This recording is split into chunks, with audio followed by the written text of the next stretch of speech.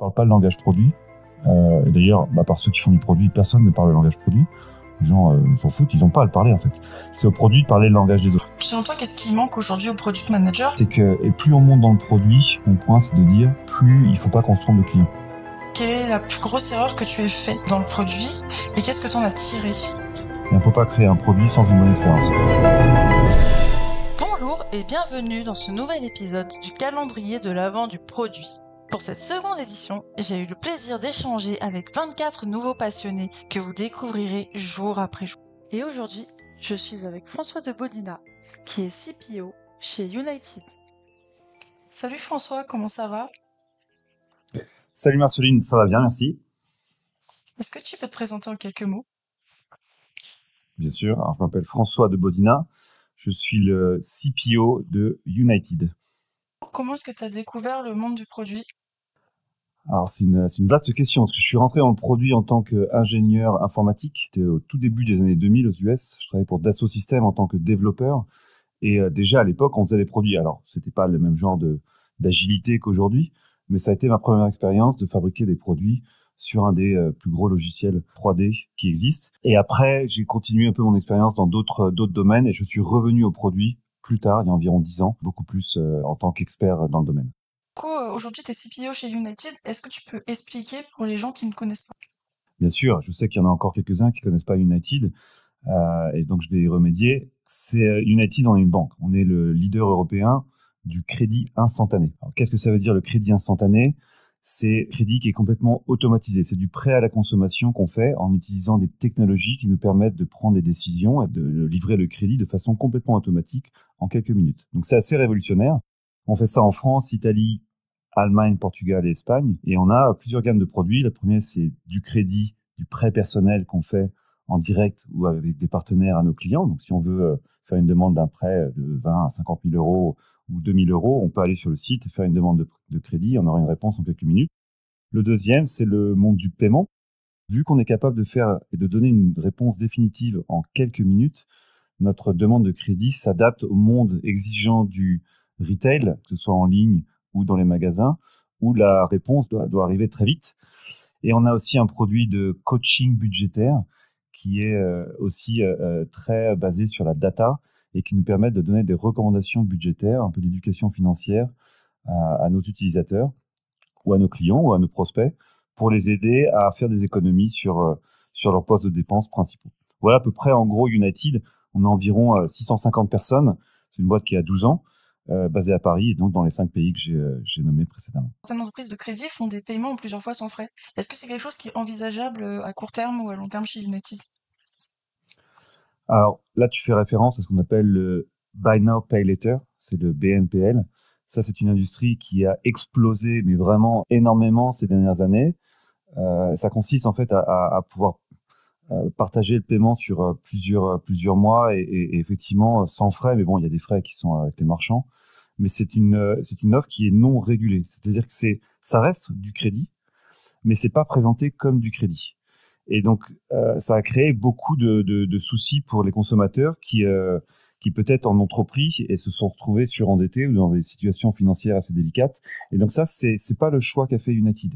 Alors, techniquement, on pourrait le faire. C'est à la rigueur assez simple. Nous, on fait du crédit en tant que banque régulée, complètement conforme à la régulation européenne.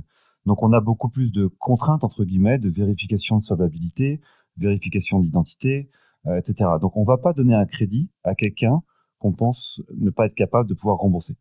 Et donc, c'est peut-être ça la grande différence. Nous, on a un choix responsable d'entreprise qui est de faire que des produits régulés, responsables, et de faire en sorte que nos clients ne se retrouvent pas dans des situations de surendettement en prenant des crédits sans vraiment le savoir.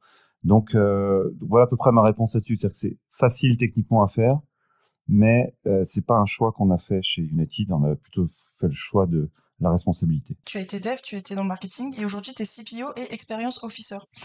Comment est-ce que tu fais pour concilier les deux? Est-ce que tu as un rôle qui prend le pas sur l'autre? Alors effectivement, tu l'as bien dit, j'étais développeur, j'ai fait du marketing, j'étais CMO, j'étais chez Amazon, mais j'étais aussi sales pendant plusieurs années, donc j'ai vu aussi ce côté-là du business.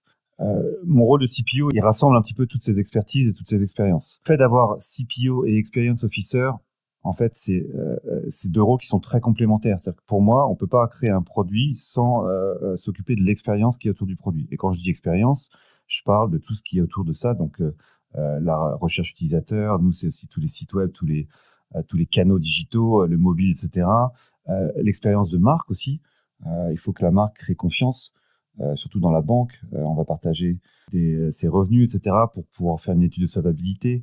On va donner des informations qui sont assez personnelles, et donc il faut une marque de confiance avec le client, et donc toute cette expérience fait partie du produit. Et donc on ne peut pas dissocier les deux.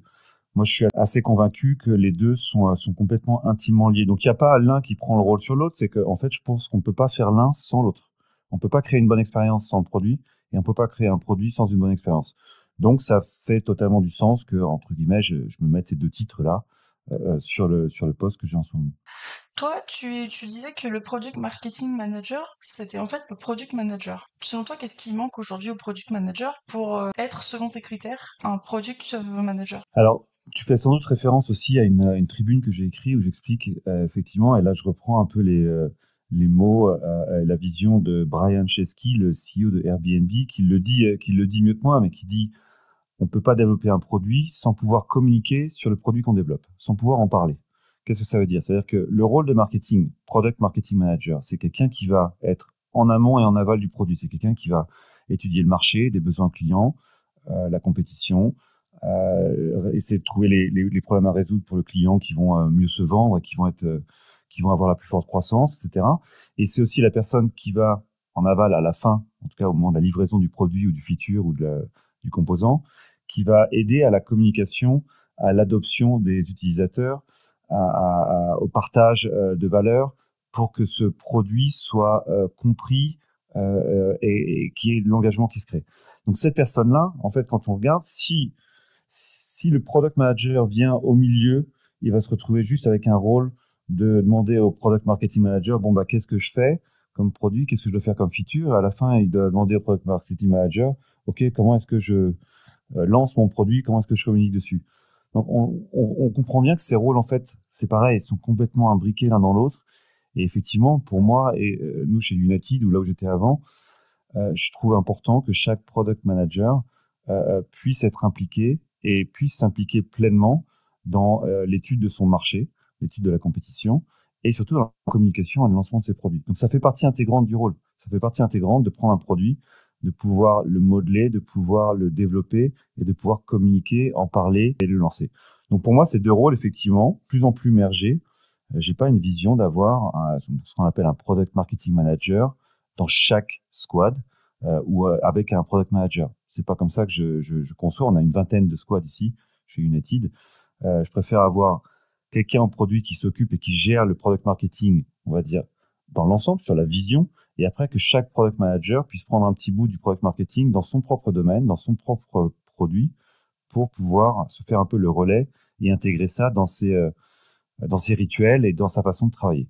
Donc je trouve que c'est plus efficace, ça crée des produits en fait beaucoup plus proches des utilisateurs. Sinon, on se décroche et on se détache des besoins utilisateurs et des feedbacks aussi utilisateurs qu'on peut avoir si on est trop dans juste le produit et pas dans la communication autour du produit.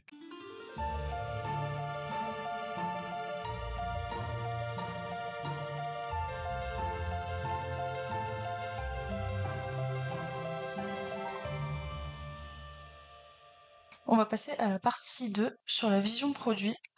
Quel conseil tu donnerais à quelqu'un qui se lance dans le produit aujourd'hui? C'est une bonne question. Alors, j'imagine qu'il y en aurait beaucoup des conseils qu'on peut donner, mais peut-être en tout cas, peut-être de mon expérience, de mon expertise avec du recul.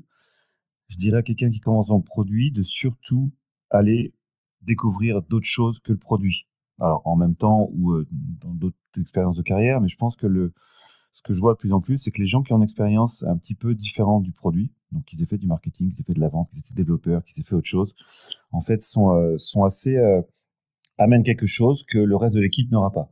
Et donc, si on crée une équipe avec des gens qui ont tous au moins une expérience différente, qu'ils aient fait du marketing, de la vente, qu'ils aient monté une startup, qu'ils aient fait du dev, qu'ils aient fait de la stratégie, qu'ils aient été consultants, peu importe, en fait, leur expérience va vraiment faire d'eux un meilleur product manager.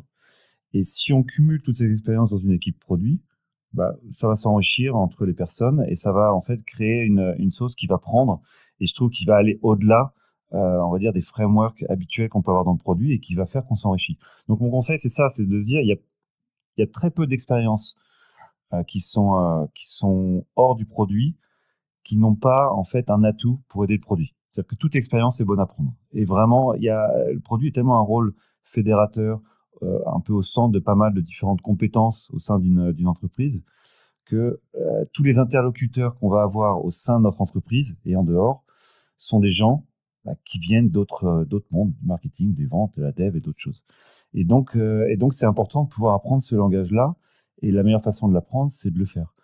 Donc, je pense que c'est ça que je dirais. Il ne faut pas avoir peur d'aller se lancer dans d'autres expériences, que ce soit le soir ou le week-end, ou que ce soit quelqu'un qui a fait du marketing pendant 3 ans et qui veut faire du produit après. Je trouve que pour moi, c'est une bonne approche. Tu as fait de la tech et du marketing. Du coup, selon toi, lequel des deux a le plus eu d'impact dans ta façon de réfléchir à comment faire du produit? Alors, les deux, en fait, et je rajoute encore la composante vente qui est essentielle aussi. On a tendance à l'oublier souvent, mais marketing, c'est assez lié au produit aussi, donc ça, c'est assez compris des gens. La vente, c'est au cœur de ce que fait le produit. Je dis pas qu'on est des vendeurs, mais je dis qu'on doit convaincre sans cesse les clients, les collaborateurs, les partenaires, le réseau d'investisseurs, enfin tous ces gens-là, on doit les convaincre sans cesse. On est dans une optique de vente sans cesse avec nos collaborateurs. Ce qui m'a aidé le plus, moi en fait, c'est pas l'un plus que l'autre, c'est presque la combinaison des différentes expertises que j'ai qui m'ont fait comprendre peut-être que j'étais dans une position où le produit, déjà non seulement serait super intéressant pour moi, parce que ça rassemble un peu tout ce que j'aime. Si j'ai fait de la vente, du marketing, du dev, ou même monter ma propre boîte, c'est parce que j'aimais, j'avais envie de le faire. Et donc, avec un rôle de leader produit, je trouve un peu toutes ces expériences en une. C'est ça qui est génial, en tout cas, que moi j'adore dans ce rôle. On est absolument pas lassé, on peut faire un début de journée sur de la vente, en tout cas comprendre comment marche de la vente, ou aller rencontrer avec nos partenaires de vente des potentiels investisseurs ou partenaires ou collaborateurs. On va faire du marketing et puis le soir, on discute avec des devs pour faire autre chose. Donc, je pense que c'est un équilibre entre eux tous. Après, effectivement, je pense avoir travaillé dans la tech. Bon, je le dis assez souvent, je suis suffisamment technique pour savoir que je ne le suis plus assez au sein de ma boîte. Donc, je ne suis plus un tech, mais la culture de comprendre comment une équipe tech fonctionne, je le sais, je le connais parce que j'ai grandi là-dedans. Et donc ça m'aide beaucoup. Mais ce qui m'aide davantage aussi, c'est peut-être de pouvoir comprendre un peu plus le langage des gens qui font du marketing ou de la vente ou autre chose, l'ayant fait aussi. Donc c'est ça qui est important, c'est vraiment la combinaison de tout. Je pense que si on est trop sur un aspect, on va avoir tendance à aller là où on est le plus à l'aise, donc sur cet aspect, et on va emmener, si on est product leader, on va emmener son équipe sur cet aspect. Donc si on a un CPO qui est ultra tech, il y a de grandes chances que l'équipe produit soit ultra tech. Si on a un CPO qui est ultra design ou business, il y a une chance que l'équipe produit soit pas trop proche de la tech et peut-être ait plus de difficultés. Ils vont aller là où ils sont plus à l'aise. Donc je pense que avoir un bon équilibre, c'est essentiel. Et donc j'en mets pas un plus devant l'autre. C'est vraiment les trois. Je trouve que c'est les trois triptyques, le business, les ventes, marketing, communication et tech design sont trois sont égales pour moi. Quelle est la plus grosse erreur que tu aies faite dans le produit et qu'est-ce que tu en as tiré?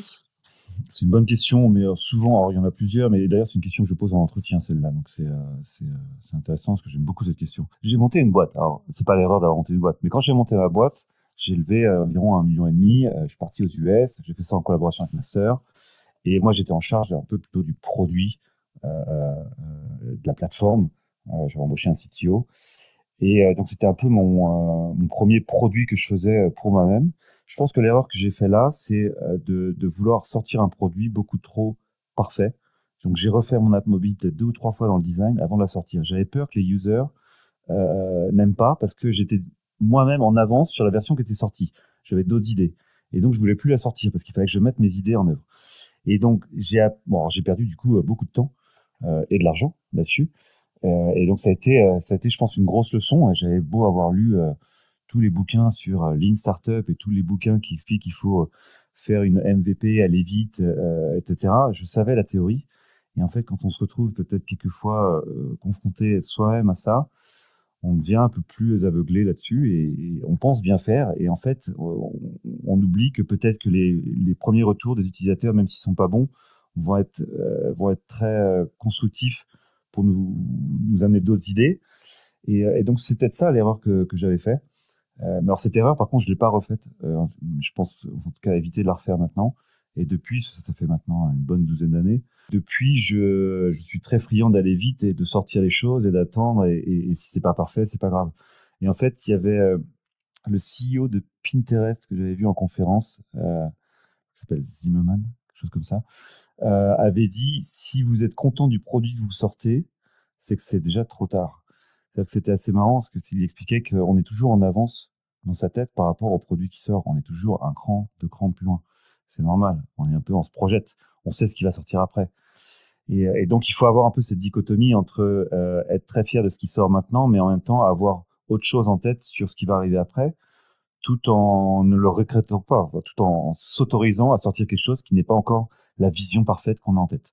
Et donc, c'est peut-être ça, moi, en tout cas, une des bonnes leçons que j'ai appris dans l'entrepreneuriat et dans ma startup. Et est-ce que c'était pas aussi par peur de sortir ton produit? C'était en fait je pense, une peur d'avoir des retours négatifs des premiers clients de la plateforme. Parce qu'on veut leur faire plaisir, on veut que les gens aiment ce qu'on fait. Et donc la plateforme qu'on a créée à l'époque, c'était une plateforme de cadeaux, etc. Je ne vais pas rentrer dans les détails, mais c'était plus, ouais, effectivement, une peur de se dire, tiens, si je sors et que ce bouton-là, il n'est pas là, et que cette fonctionnalité n'existe pas, peut-être qu'ils vont pas aimer. S'ils n'aiment pas, ils vont pas revenir, ils vont pas en parler, ça marchera pas. Non, au contraire, c'est pas grave. S'ils n'aiment pas, ben, on le verra dans les chiffres, dans la data, on apprendra comme ça, et on va pouvoir itérer, faire une version mieux, plus rapidement. Alors ça paraît évident, c'est le b.a.-ba du produit. Mais encore une fois, quand on a le nez dedans, peut-être qu'on ne voit pas toujours. Moi, là-dessus, bah, c'est le principe d'une erreur, c'est que je l'ai pas vu et j'ai appris. Toi, tu penses que le métier de Product Ops, il devrait pas exister? Est-ce que tu peux m'expliquer pourquoi? Alors, bon, question effectivement un peu directe là-dessus, et ça vient sans doute d'autres communications que j'ai faites sur le sujet, sur d'autres canaux. Mais effectivement, j'ai vu pas mal de Product Ops. Bon, il y a beaucoup de jobs différents dans le produit, trop à mon goût, avec des titres dans tous les sens. Et donc, c'est vrai que je me bats un peu contre ça pour essayer de simplifier, en tout cas à mes yeux, essayer de trouver un peu plus de simplification dans le nombre de rôles, de missions produits qu'il peut y avoir. Je peux en nommer Product Builder, Architect, Researcher, Marketing, Ops, enfin, il y en a plein. Sur le côté Ops, la mission des Ops, c'est de pouvoir en fait faciliter la vie des Product Managers. C'est un peu comme ça que c'est vendu. Donc, c'est des missions qui sont vendues avec un rôle qui est plutôt temporaire, mettre en place des choses et puis fixer petit à petit les problèmes. Et donc, améliorer, peut-être faciliter la user research pour les product managers, faciliter les process de release pour les product managers. Et je trouve qu'en fait, c'est ce qu'on appelle un peu patcher les choses, c'est-à-dire qu'on vient mettre du sparadrap sur des inefficiences dans une entreprise. Et c'est un rôle qui, pour moi, devrait être plutôt dispatché entre tous les product managers. C'est ce qu'on fait ici chez United. C'est que chacun a la responsabilité d'aider la communauté, la plateforme produit à s'améliorer comme un tout, vraiment comme une grosse unité. Et il n'y a pas une personne dans ce boulot. Et d'ailleurs, ce ne serait pas un boulot qui serait, je pense, super intéressant. Je préfère avoir 2 product managers en plus que 2 ops qui peuvent me permettre de faire plus de produits. Et encore une fois, répartir les tâches de process, les tâches d'optimisation et le faire en tant qu'équipe produit. On se met tous autour d'une table, on voit qu'est-ce qu'il n'y a pas dans le process, qu'est-ce qu'on peut l'améliorer, comment on peut faire de la discovery, de la delivery, ce que vous voulez, du marketing, des ventes plus simplement, et on trouve des solutions. Je trouve que c'est plus efficace. Donc effectivement, je pense qu'on ne verra pas, en tout cas pas dans mon équipe, des rôles de Product Ops en ligne, malheureusement. Donc ceux qui recherchent ça, ce ne sera pas chez United. Mais il y a d'autres rôles de Product Manager, il y a d'autres rôles qui sont intéressants, et je pense qu'ils sont plus épanouissants, à mes yeux, que fixer des process et faire des process. Si on n'a pas de Product Ops, comment est-ce qu'on fait pour faciliter la communication? On a beaucoup de rituels, on a des outils internes qui nous permettent de vraiment mettre à plat ce qu'on pense, avoir des retours sur tous les features, toutes les améliorations produits qu'on veut faire. Donc on a beaucoup de canaux possibles et différents pour communiquer. La communication, c'est vraiment quelque chose qui est au cœur de ce qu'on fait, et communication à tous les niveaux. Intra-produit, produit avec la tech, surtout produit avec nos autres collaborateurs. Il y en a qui n'aiment pas le mot stakeholder, mais bon, on va dire collaborateurs et partenaires au sein de United, que ce soit les équipes de vente, les pays, partenaires en dehors qui sont aussi des B2B. Donc la communication, elle est vraiment à tous les niveaux et tous les jours. On a un énorme process de communication qui est mis en place et on répète les choses beaucoup. C'est super important. Donc je trouve on est sans cesse en train de rajouter, d'améliorer la communication entre nous et avec nos collaborateurs. Donc c'est vraiment quelque chose qu'on fait en tant que groupe et en tant qu'équipe. C'est certainement pas justement des product ops qui vont aller faire notre communication. Chacun, et d'ailleurs peut-être qu'une des qualités les plus importantes, en tout cas que moi je recherche dans les product managers, il y en a deux. Un, c'est la capacité à communiquer, vraiment, que ce soit par écrit, à l'oral, sur une scène, enfin n'importe où, pouvoir vendre et communiquer ses idées, et la capacité à pouvoir se projeter, donc se mettre à la place de ses utilisateurs, se mettre à la place de ses collaborateurs, se mettre à la place de ses partenaires, etc., pour pouvoir adapter le discours en fonction du persona, en fonction du type de personne qui est en face. Tout le monde ne parle pas le langage produit. Et d'ailleurs, par ceux qui font du produit, personne ne parle le langage produit. Les gens s'en foutent, ils n'ont pas à le parler en fait. C'est au produit de parler le langage des autres. Il faut trouver un langage universel qui soit compris par tout le monde. Donc il faut pas, moi effectivement, j'utilise jamais le mot.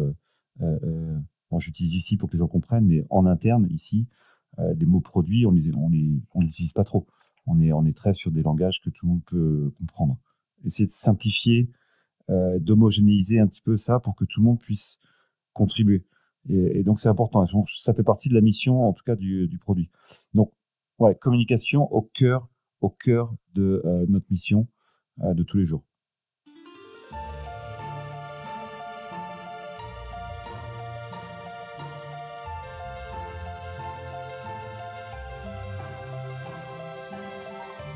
Donc, on va passer à la partie 3. Comment concilier les besoins utilisateurs avec les besoins du business? Est-ce que tu as déjà eu un dilemme ou une fonctionnalité qui apportait une grande valeur client mais qui n'apportait pas assez de valeur business pour être priorisée? On en a tout le temps en fait de ça. Alors peut-être pour rephraser un petit peu, ce que je dis, c'est que et plus on monte dans le produit, mon point c'est de dire plus il faut pas qu'on se trompe de client. C'est-à-dire que quand on est CPO par exemple, les clients entre guillemets qui vont acheter ou utiliser, consommer nos produits vont être nos collaborateurs qui peuvent détenir peut-être les comptes de résultats, les PNL dans leur pays ou parce qu'ils ont en charge les partenariats, etc. Ces personnes-là vont avoir besoin de produits, de features, de choses qui vont les aider à atteindre leurs objectifs financiers ou de croissance, etc. Et donc, ils vont se tourner vers nous. Et donc, c'est nous qui allons leur proposer un produit. Donc, c'est un petit peu d'abstraction, mais il ne faut pas se tromper en tout cas, pas bien faire la différence entre qui sont les clients internes et qui sont les clients externes. Donc, les deux peuvent rentrer en conflit. Si je vous donne un exemple, effectivement, et ça arrive tout le temps, alors, je vais donner deux exemples. Dans le milieu de la banque, c'est un milieu régulé. Donc, il y a des contraintes business et de régulation, de conformité qu'on doit mettre en place. Et c'est la loi. Et donc, ça, d'ailleurs, c'est pour le bien de l'utilisateur. On doit demander des informations. Et c'est peut-être la grande différence avec le BNPL dont on parlait avant.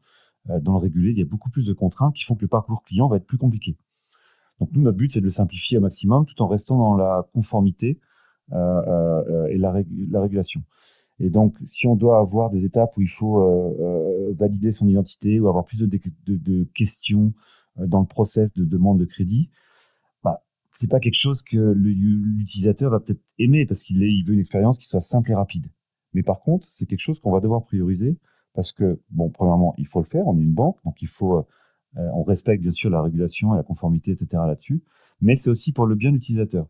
Donc ça, c'est le premier exemple. Vous voyez, ça va un peu à l'encontre de ce qu'aimerait peut-être le user versus ce dont le business a besoin.